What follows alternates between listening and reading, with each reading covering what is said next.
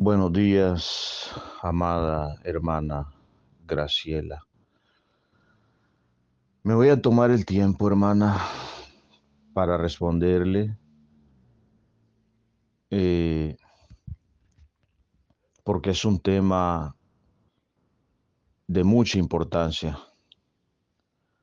Eh, yo soy un anciano, hermana, ya a mi edad nosotros vamos pensando en la partida, perdón, en la partida de este planeta. Como dije anteriormente, yo creía como ustedes por mucho tiempo, creía así. Creía en la segunda venida, tesalonicenses, todo exactamente, hermana, hermanos que van a escuchar este audio. Todo exactamente como ustedes lo creen, que el templo iba a ser reconstruido y que después iba a venir el falso y que entonces sí iban a creer en él. Todo eso fue lo que me enseñaron las sectas gringas, empezando con una que se llama Asamblea de Dios. No estoy condenando a nadie, hermano. Todas las sectas gringas, católicas, hindúes, son permitidas por el Eterno. Todas tienen un propósito. A veces nosotros no alcanzamos a entender los propósitos del Señor, pero en todo Él tiene propósito. Entonces, hermanos, como les decía anteriormente, yo estuve a punto de abandonar mis estudios cuando era un joven,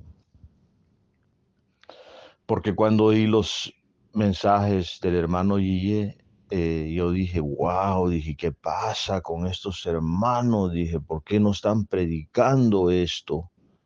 O sea, yo lo creí de corazón, como lo creen muchos, pero creerlo no significa que sea verdadero lo que uno está creyendo. Entonces, hermano, cuando ya era un adulto mayor, oí del preterismo y empecé a oír los mensajes en una radio aquí en California. Y total que averigüé la dirección y fui personalmente ahí el hermano Julio Velázquez de Guatemala, un siervo muy humilde, un siervo que no tengo nada mal que hablar de él. A él empecé a oír todos sus mensajes. Luego eh, conocimos expositores gringos que exponían el preterismo como John Noy, Juan Noé, John Noy. Él escribió un libro excelentísimo, voy a ver si lo comparto, si lo encuentro, lo voy a compartir con ustedes. Es Apocalipsis revelado prácticamente, el libro de revelaciones. Entonces, hermano, perdón, empecé a indagar, a indagar, a indagar. Me llevó un año para cambiar de futurismo, lo que son ustedes, a preterismo.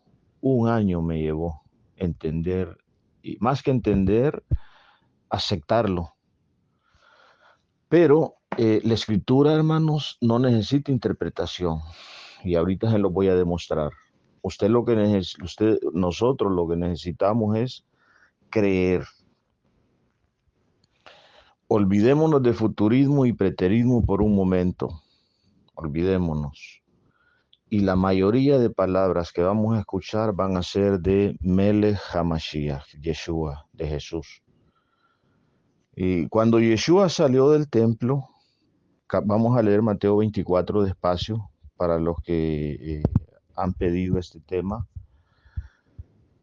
Cuando Yeshua salió del templo y se iba del Beit HaMikdash, del sagrado templo, se acercaron sus talmidim, sus discípulos, para mostrarle los edificios de aquel majestuoso santuario que era una perla. Voy a parafrasear, hermano, por eso les dije Mateo 24. Entonces, esta introducción nos está poniendo hermanos, en el momento en que ellos estaban saliendo del templo. Fíjese, ¿por qué es importante? Porque luego los vamos a ver a ellos en el monte. En el monte ya no están ahí en las edificaciones del templo, sino que están en otro lado. Versículo 2, respondiendo él les dijo,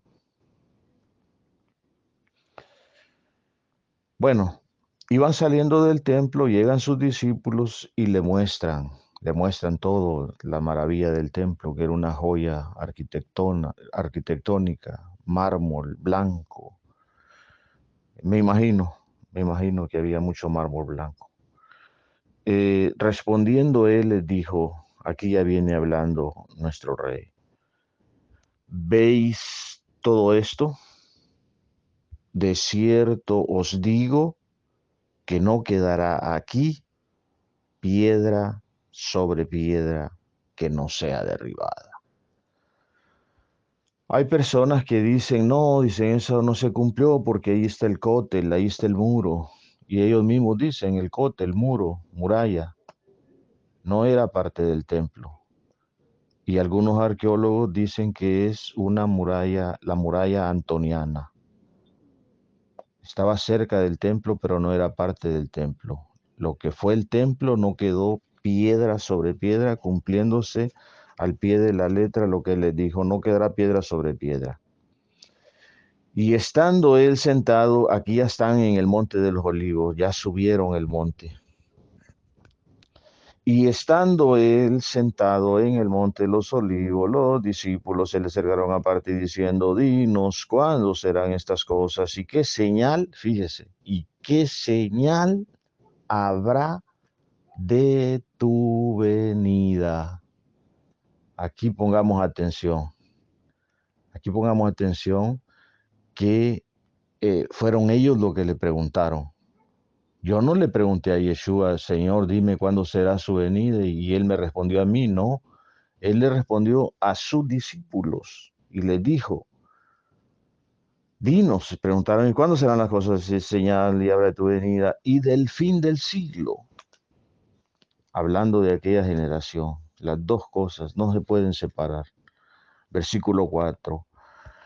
Respondiendo Yeshua les dijo, mirad que nadie os engañe, porque vendrán muchos en mi nombre diciendo yo soy el Mesías, y a muchos engañarán.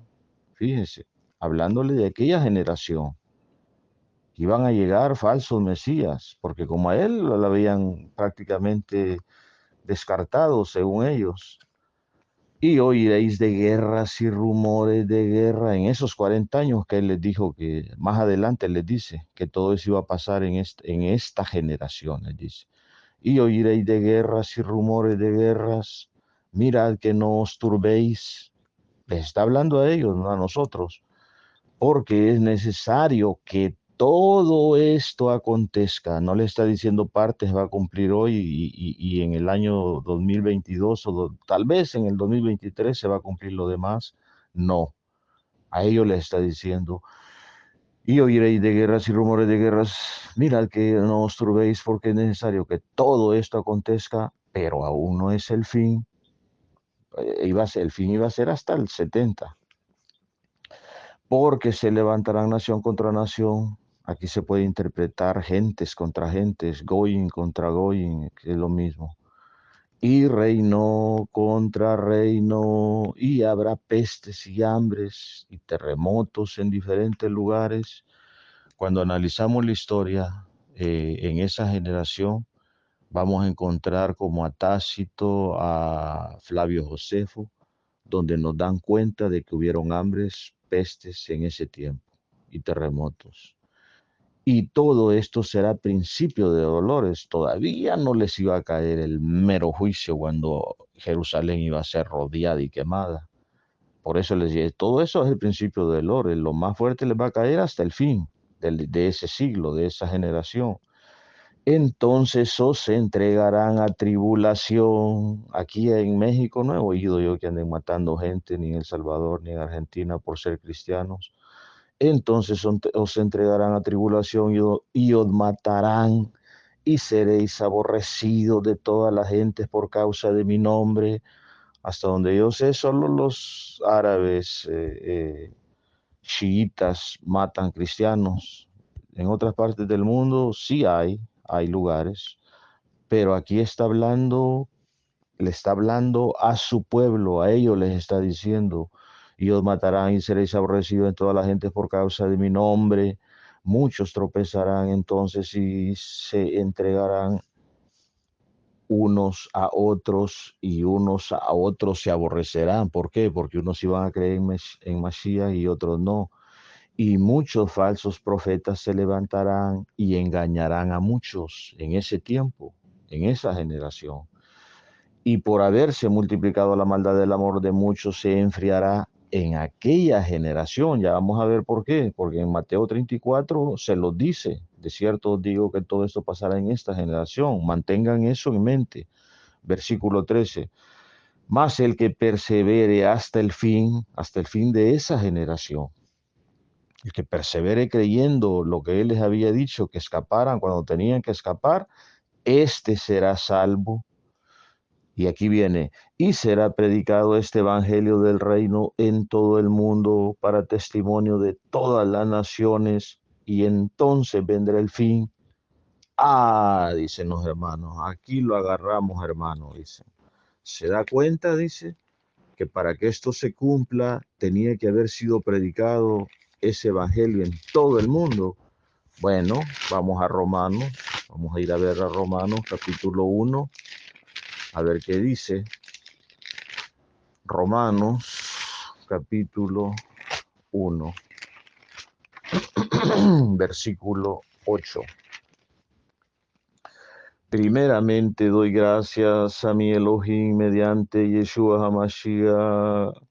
Hamashiach con respecto a todos vosotros, de que vuestra fe se divulga por todo el mundo.